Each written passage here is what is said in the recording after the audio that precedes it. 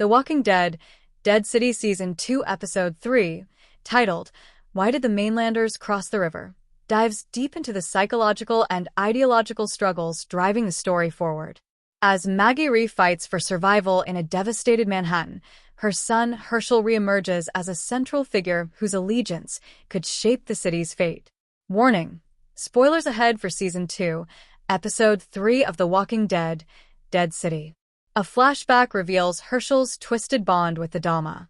The episode opens with a haunting flashback to Herschel's imprisonment by the Croat.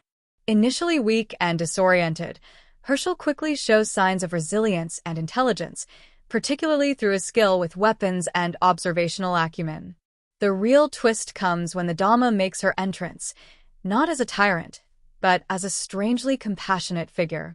Offering Herschel food, warmth, and symbolic comfort, she plants the seeds of a new ideology. Her vision of rebuilding Dead City, not just surviving in it, strikes a chord with Herschel. She even leads him to a candlelit room filled with relics, symbols of rebirth amidst ruin.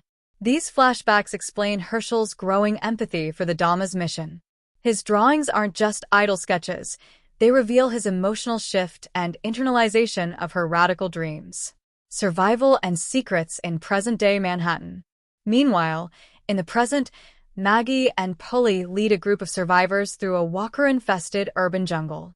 The episode leans into primal horror, with walkers, now heartless and eerily silent, stalking the tall grass like predators. Herschel gets separated from Maggie, navigating the chaos alone until he's reunited with Joan, a fellow survivor.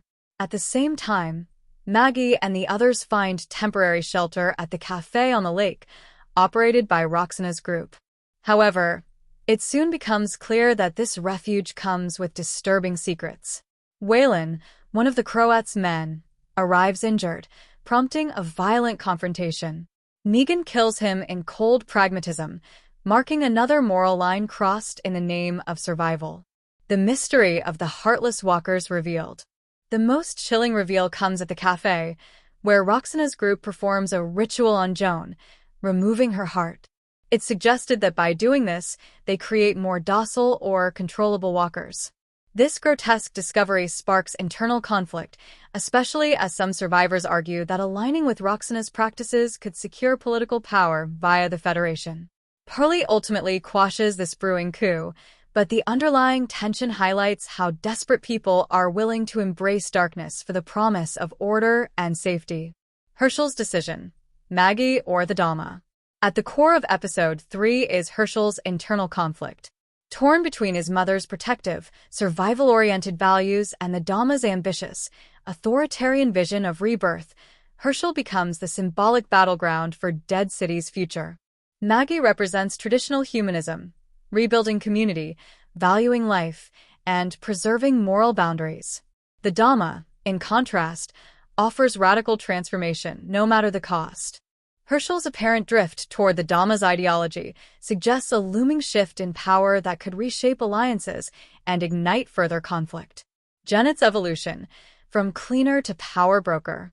In a powerful subplot, we learn about Janet's transformation.